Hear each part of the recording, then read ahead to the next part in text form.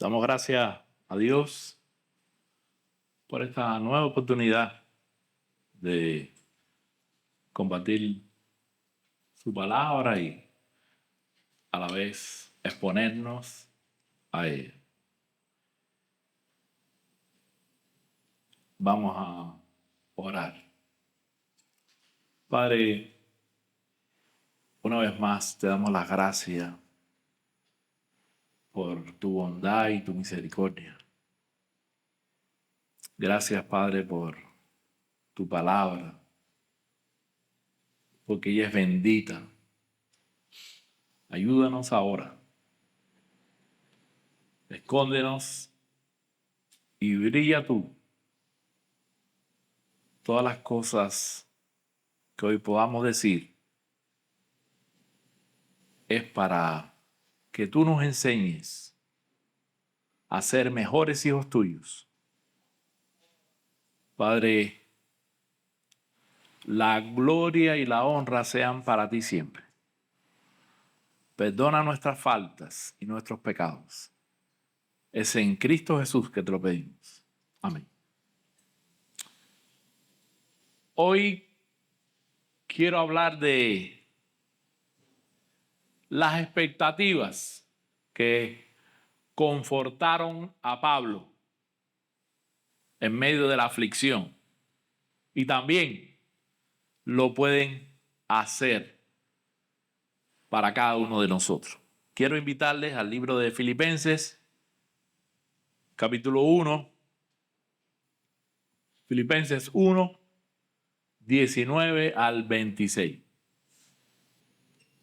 Dice así: porque sé que por vuestra oración y la suministración del Espíritu de Jesucristo, esto resultará en mi liberación, conforme a mi anhelo y esperanza de que en nada seré avergonzado. Antes bien, con toda confianza, como siempre, ahora también será magnificado Cristo en mi cuerpo, o por vida o por muerte, porque sé que esto resultará en mi liberación mediante vuestras oraciones y la suministración del Espíritu de Jesucristo, conforme a mi anhelo y esperanza. Lo estoy repitiendo, ¿eh? Sino que con toda confianza, aún ahora, como siempre, Cristo será exaltado en mi cuerpo, ya sea por vida o por muerte. Pues para mí el vivir es Cristo y el morir es ganancia. Mas si el vivir en la carne resulta para mí en beneficio de la obra, no sé entonces qué escoger. Porque de ambas cosas estoy puesto en estrecho, teniendo deseo de partir y estar con Cristo, lo cual es muchísimo mejor. Pero quedar en la carne es más necesario por causa de vosotros. Y confiado en esto, sé que quedaré, que aún permaneceré con todos vosotros para vuestro provecho y gozo de la fe, para que abunde vuestra gloria de mí en Cristo Jesús, por mi presencia otra vez entre vosotros.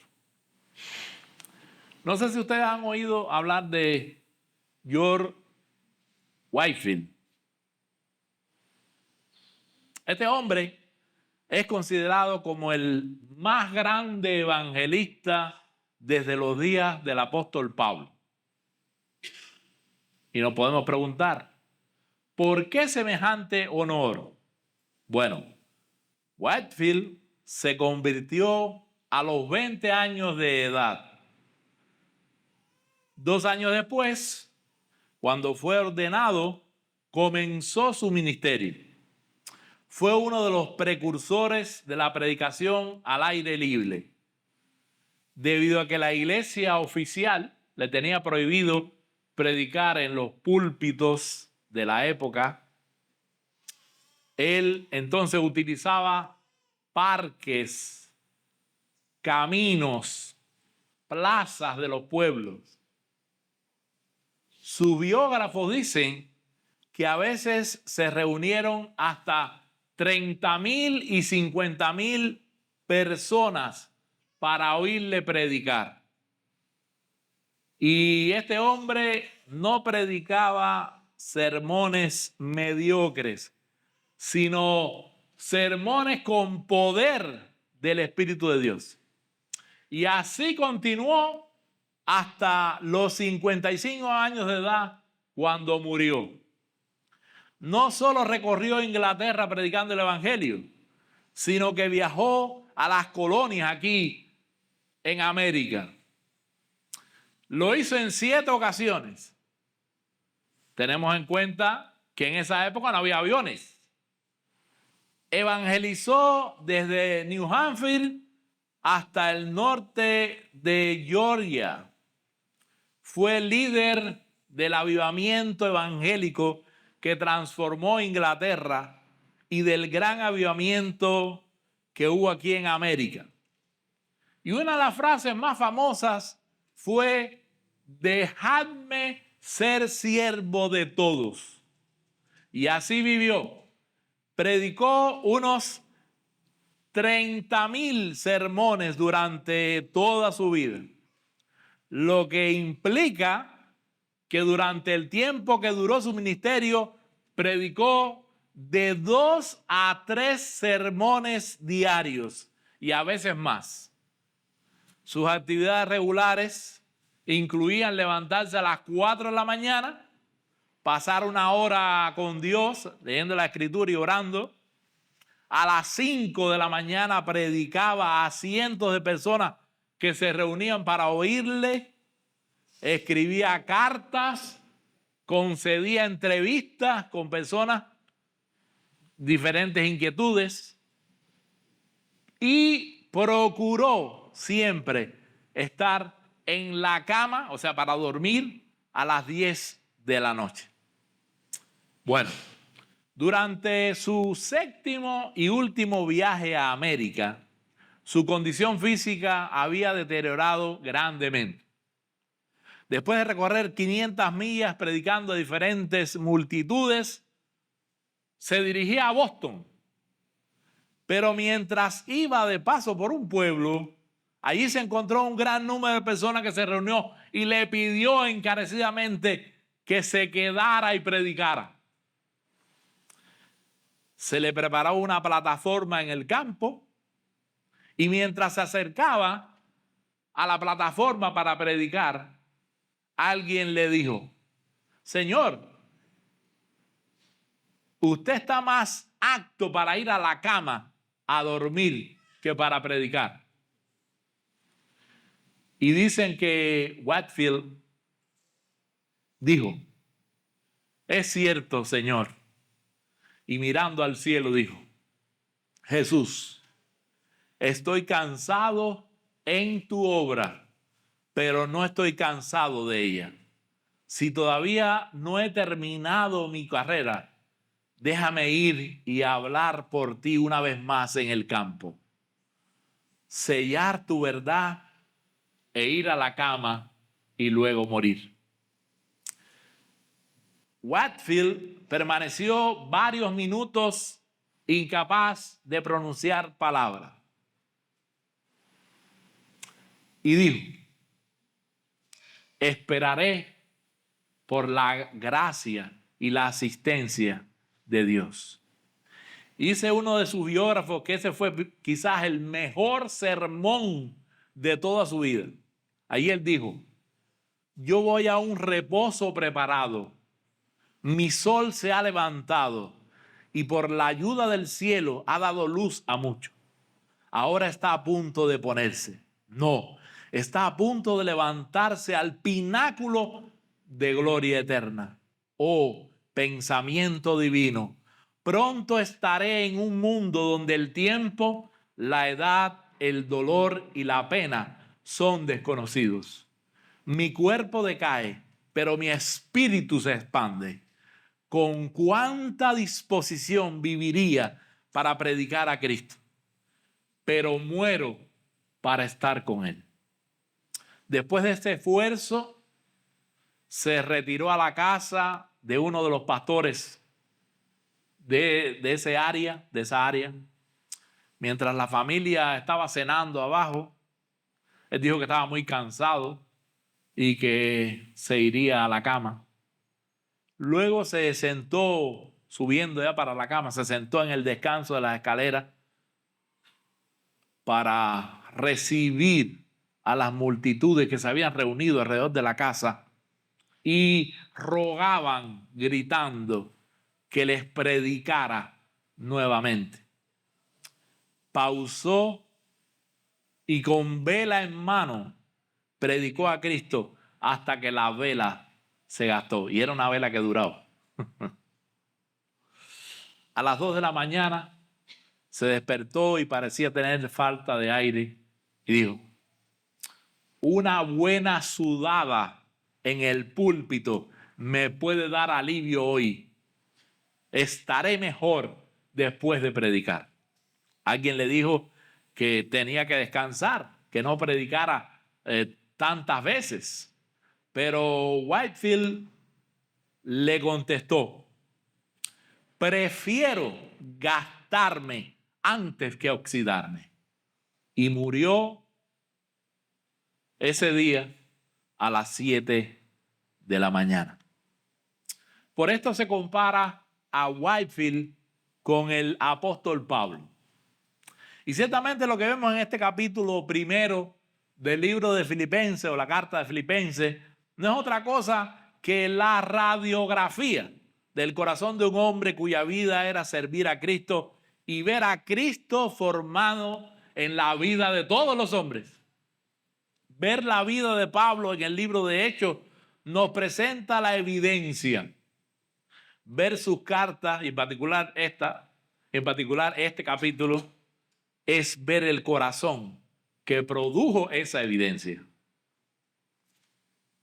Dice el versículo 19: porque sé que por vuestra oración y la suministración del Espíritu de Jesucristo, esto resultará en mi liberación, conforme a mi anhelo y esperanza de que en nada seré avergonzado. Antes bien, con toda confianza, como siempre, ahora también será magnificado Cristo en mi cuerpo, o por vida o por muerte.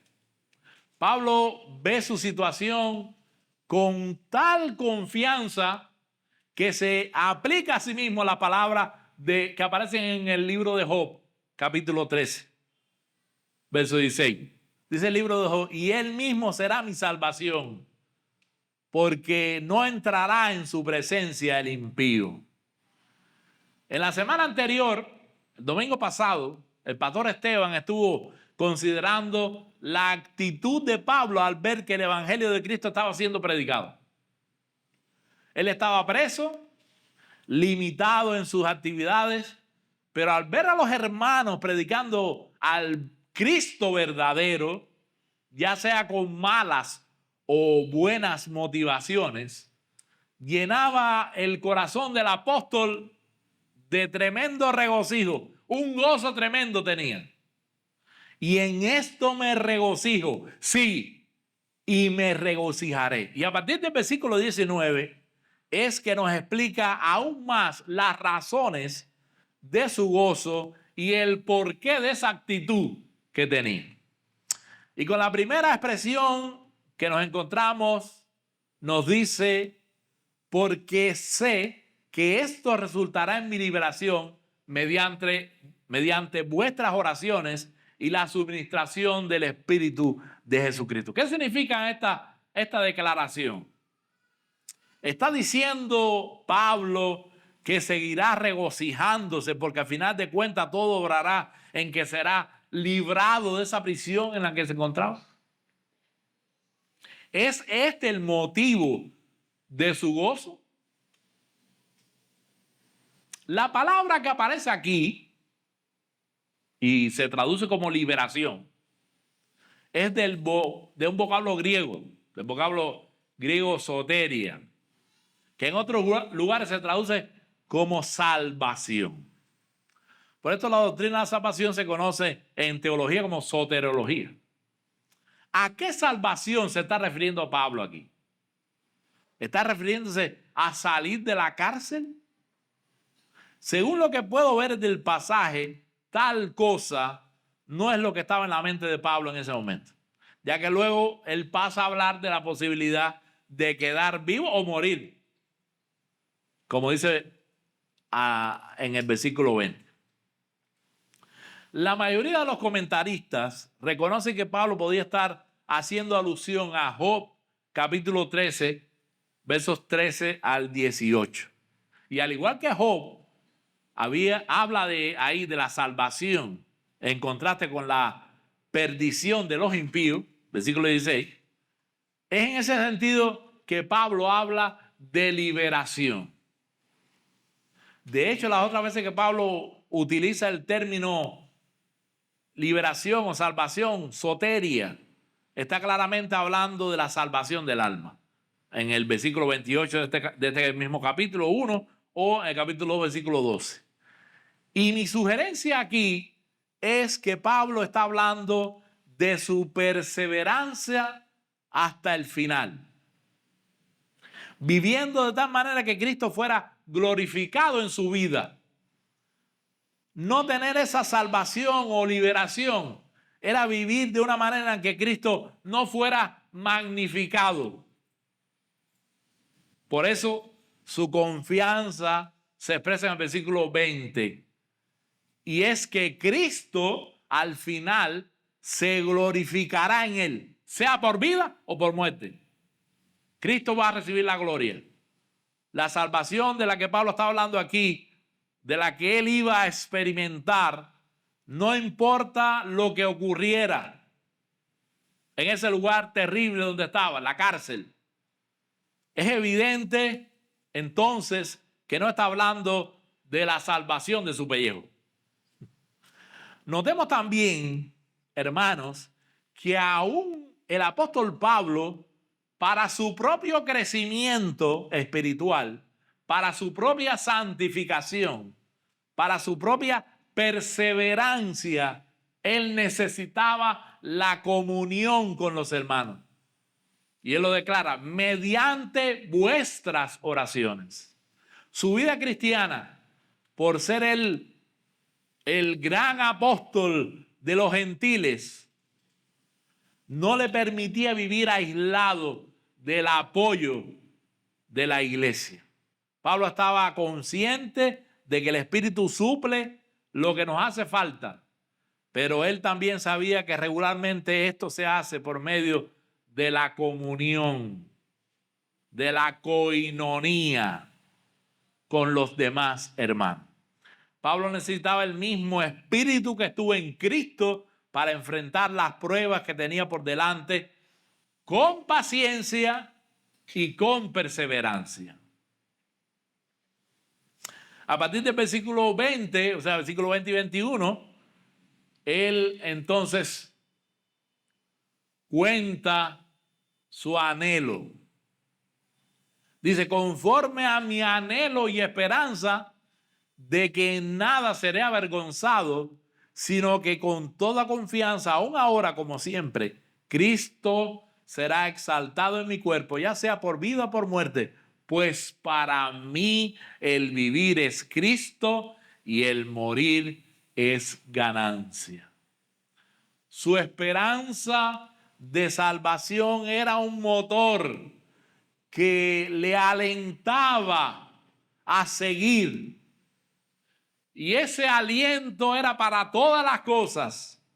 Y tal expectación y esperanza le llevaron a vivir para Cristo y a exaltar a Cristo. No importa la circunstancia, porque nosotros los cristianos no vivimos según lo que nos pase.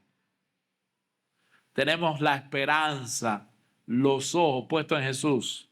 Entonces, cualquiera que sea nuestra situación, no depende para que yo esté gozoso y feliz.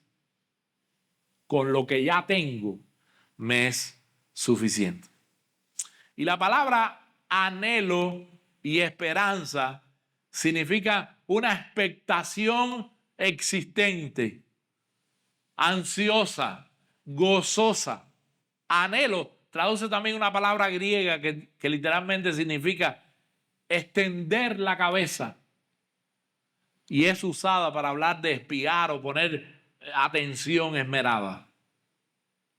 Pablo podía mirar al futuro y ver al final que no iba a ser avergonzado, sino que con toda confianza, aún ahora, como siempre, Cristo será exaltado en mi cuerpo, ya sea por vida o por muerte. Él no tenía completa seguridad de cómo terminaría en su día. Él no sabía cómo iba a acabar la cosa. Él tenía cierta confianza de que quedaría con vida, según nos dice el versículo 25. Pero no tenía garantía ninguna de que fuera así. Pero de todas maneras, pasara lo que pasara, de una cosa él estaba seguro: Cristo iba a ser magnificado, glorificado, exaltado a través de él, ya sea por vida o por muerte. Su principal anhelo y deseo no era ser liberado de la cárcel, sino que en todas las circunstancias él pudiera ser capaz de dar la honra a Cristo y llevar a los hombres a engrandecerle también a él. Y consideraba esto como mucho más importante que su vida misma. Su propia vida vino a ser un asunto de consideración secundaria. No era una prioridad.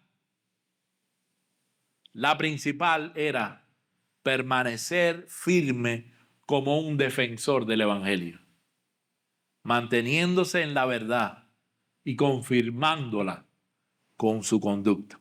Tal era la pasión que consumía al apóstol Pablo. Por eso él pudo decir: para mí el vivir es Cristo y el morir es ganancia. Cristo será exaltado en mi cuerpo por vida. Para mí el vivir es Cristo. Cristo será exaltado en mi cuerpo por muerte. Para mí el morir es ganancia. Hace muchos años atrás,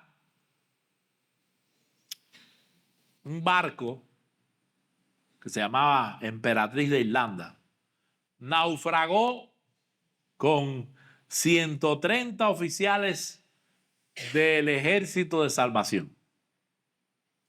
Habían otros pasajeros. De todos estos hermanos, solo 21 lograron salvarse o quedar con vida. Ninguno de los restantes, o sea, los 109 restantes, tenía salvavidas. Luego, muchos de los sobrevivientes contaron cómo estos hermanos, viendo que no había suficientes salvavidas, se quitaron el suyo y lo dieron a otros diciéndole: yo conozco a Jesús, estoy más preparado que tú para morir.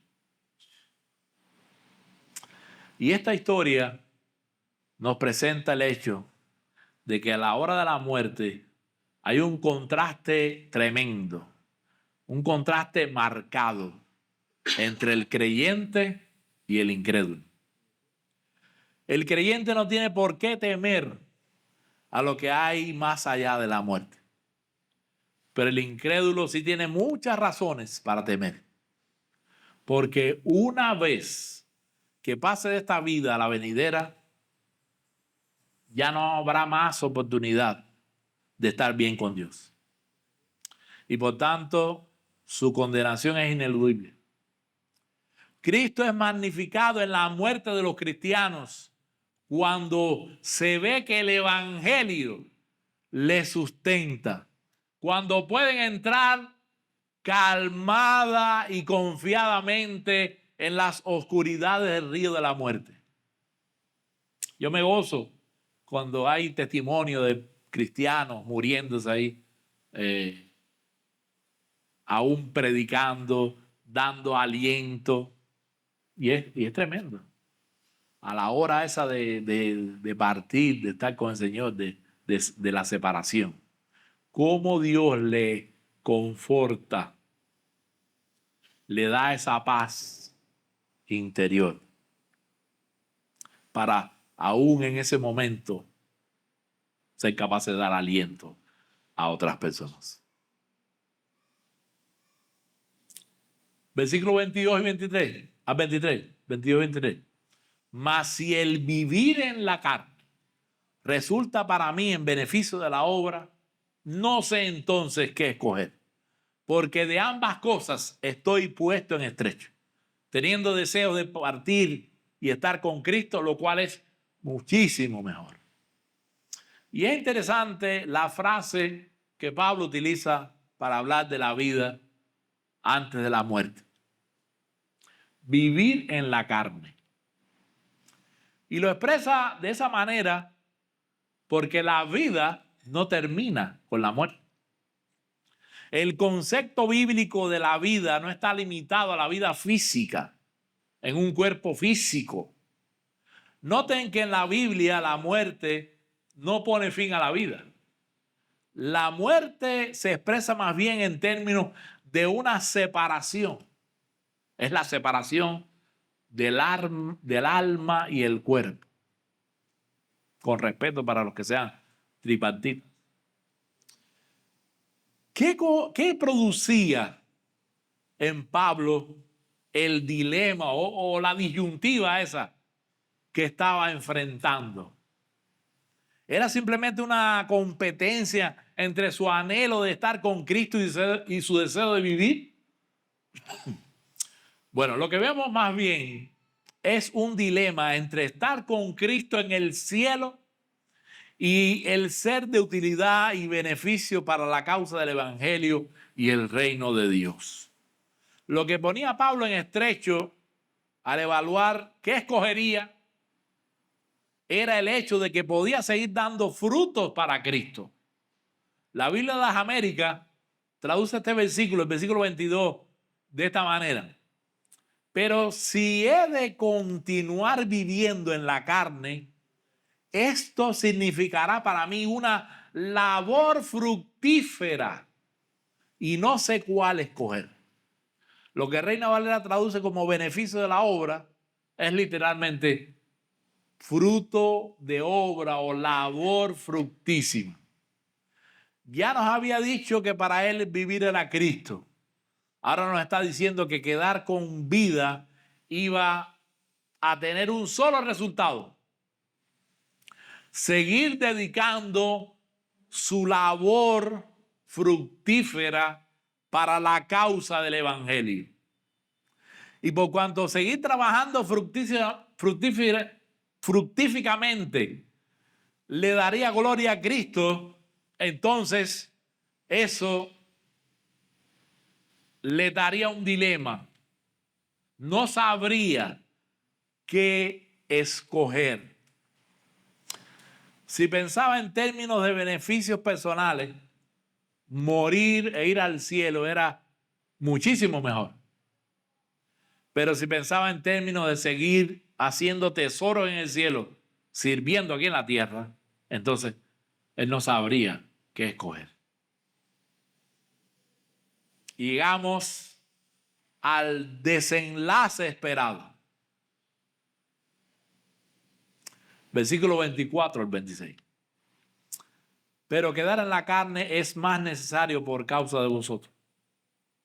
Y confiado en esto, sé que quedaré, que aún permaneceré con todos vosotros, para vuestro provecho y gozo de la fe, para que abunde vuestra gloria de mí en Cristo Jesús, por mi presencia otra vez entre vosotros. El propósito de esta esperada libertad, de que el Señor en su bondad le concediera vivir o seguir viviendo, y de este subsecuente ministerio está expresado en la frase en el versículo 25. Para vuestro progreso y gozo en la fe. Tal progreso significa crecer en amor. Eso es lo que dice Filipenses 1:9. También crecer en conocimiento, en ese mismo versículo 9. En plenitud de gozo, versículo 11. Y frutos. Y en obediencia, versículo 12, capítulo 2. ¿Por qué es importante que los creyentes progresen? ¿Por qué es importante que crezcan? Por eso damos discipulado, porque la cosa no se termina cuando se bautizan. Ellos necesitan crecer. Y para poder crecer en este primer tiempo, necesitan a alguien que les instruya.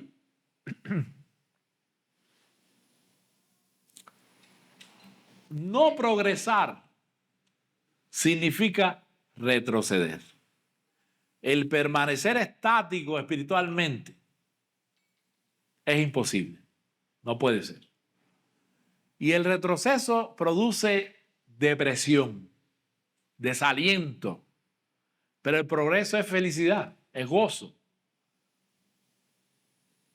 Un gozo inefable y glorioso. Por tanto, Pablo liga claramente estos dos conceptos y escribe que espera permanecer con sus amigos en la tierra para provecho y gozo en la fe. Pablo era un hombre que estaba viviendo con una santa expectación, con perspectivas piadosas de la vida y la muerte muy claras. Una vez su vida pasó a estar centrada en el Señor, vivir no era simplemente entretenerse. Pues muchos piensan que la vida es entretenimiento. No. Estar vivo implicaba vivir para Cristo y para la iglesia de Cristo. A manera de aplicación, debemos vivir vidas cuyo objetivo y propósito principal sea glorificar a Dios y gozar de Él para siempre. ¿Sentimos nosotros algo de la presión, del dilema que Pablo expresa aquí en este pasaje que estudiamos? Debe haber en nosotros una creciente fuerza en este dilema. El dilema no es vivir para la carne o vivir en el espíritu. No, el dilema es vivir para la gloria de Cristo o morir. Morir es ganancia porque estar con Cristo es mucho mejor. Y el único concepto que tengo de la vida es hacer cosas fructíferas para el reino de Cristo. Tú dirás, bueno, pero es que yo no fui llamado a ser predicador.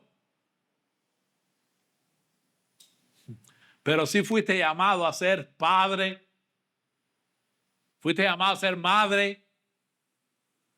¿Ves tú algo del dilema de querer estar ya con el Señor y por otro lado querer permanecer para trabajar por la salvación de tus hijos?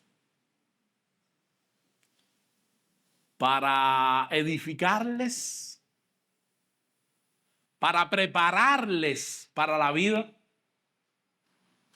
El ejemplo de Pablo nos hace un llamado en alta voz a que revisemos los objetivos y los propósitos de nuestras vidas. La vida del creyente solo tiene sentido en cuanto dedica su vida a glorificar a Dios y a servir para el bien de las almas. Ese es el único sentido. Incluso aquel cristiano que está cuadripléjico, y estoy pensando ahora mismo en Johnny, debe vivir de tal modo que rinda gloria a Dios y promueva el bien de las almas.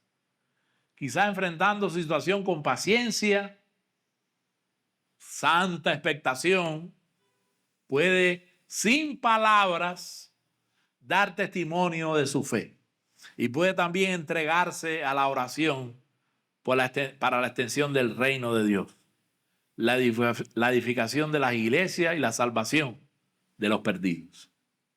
Y si para un cristiano así El significado de su vida debe ser tal. O sea, me estoy refiriendo a un cristiano con limitaciones físicas.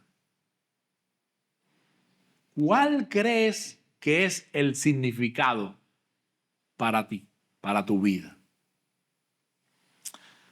Es una insensatez vivir en la tierra como si existiera, como si solamente la existencia física fuera lo más importante. Lo que Pablo nos muestra una y otra vez en este capítulo de Filipenses, al igual que en otras secciones del Nuevo Testamento, es que el hombre debe estar dispuesto a sacrificar su vida presente con tal de llegar preparado a la venidera. Esto es una escuela. Por eso somos peregrinos, estamos de paso, pero este paso es para prepararnos para la vida futura. Lo que viene después de la muerte es la eternidad. O una eternidad de vida y gozo en la presencia de Dios, o una eternidad de condenación y castigo en el infierno. Pero vas a seguir viviendo. No dejarás de existir. No hay aniquilación del alma después de la muerte. Tu alma continuará existiendo por toda la eternidad. Y cuando no solo se acabe tu historia en este mundo, dice, bueno, ya oímos a la persona, descansó. La historia no terminó, va a continuar. Existirás cuando Cristo venga con un alma y cuerpo resucitado para siempre. Los que son de Cristo, gozándose con Él. Los que no son, sufriendo el castigo eterno. Vale la pena invertir nuestra vida en el avance del reino de Dios. ¿Cómo puede una madre, por ejemplo, por citar un solo ejemplo, invertir su vida en el avance del reino de Dios? Bueno, hay varias maneras. Yo voy a citar solamente unas pocas.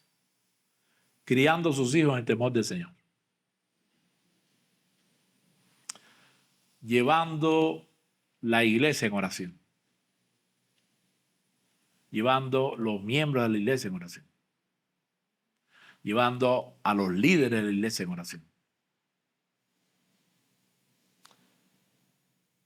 Instruyendo a las hermanas más jóvenes. Y hay más y más y más. Todos somos cristianos a tiempo completo. No solo los pastores.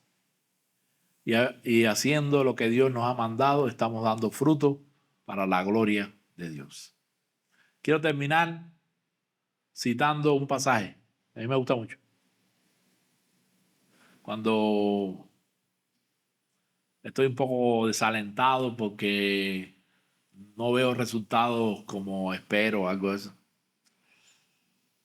me viene a la mente este pasaje que aparece en 1 Corintios, capítulo 15.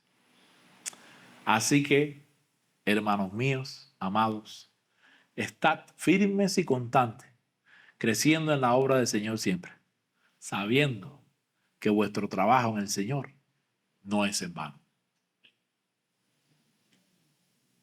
Ténganlo presente.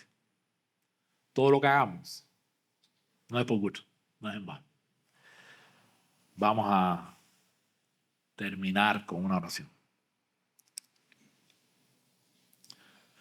Padre, gracias por la vida de Pablo, por lo que nos muestra, aún Padre, estando en la condición que estaba, preso.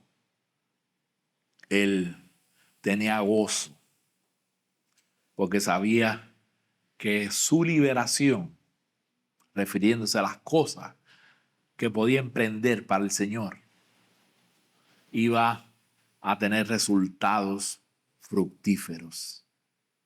Padre, permite que nosotros podamos también tomar de esas cosas y poder servirte queriendo solamente que seas tú quien recibas la gloria y la honra. Como decía Pablo, o con mi vida o con mi muerte, tú eres quien recibes la gloria. Padre, que no nos cansemos de hacer el bien. Que no desmayemos en nuestras labores, sabiendo que tú al final darás la recompensa. Un día estaremos para siempre contigo, junto a ti, cenando contigo. Padre, anhelamos ese día, pero también sabemos que en este tiempo, aquí en la tierra, es también necesario para que el número de los redimidos sea completado.